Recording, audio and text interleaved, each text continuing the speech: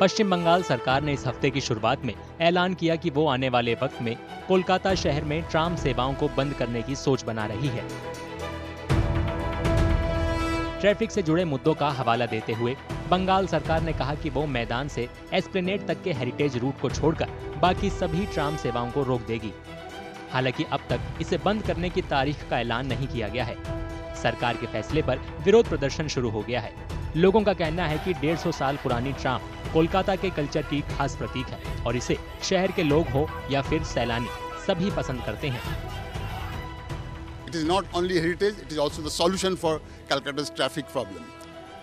So right now, we have been hearing from the minister that for last 1 year, they want to close down the tramways from the city of Calcutta, and the basic reason, 2-3 reasons which they are giving.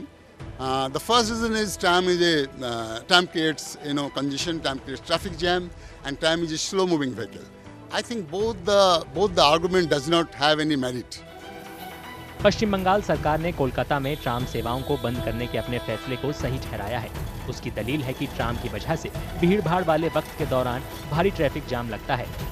साथ ही सरकार का ये भी कहना है कि पिछले कुछ साल से कम लोग ही सफर के लिए ट्राम का इस्तेमाल कर रहे हैं।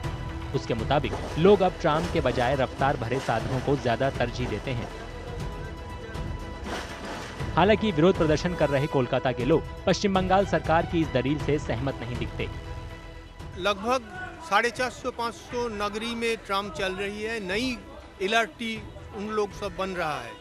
हमारे यहाँ सभी इंफ्रास्ट्रक्चर मौजूद है, लाइन पट्टी है, ऊपर का तार, फैक्ट्री, डिपो सब कुछ है, गाड़ी है।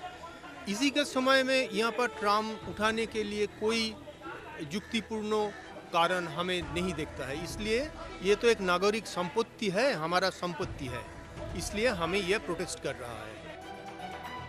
भारत में ट्राम की शुरुआत पहली बार 1873 में घोड़ा गाड़ी के तौर पर हुई थी।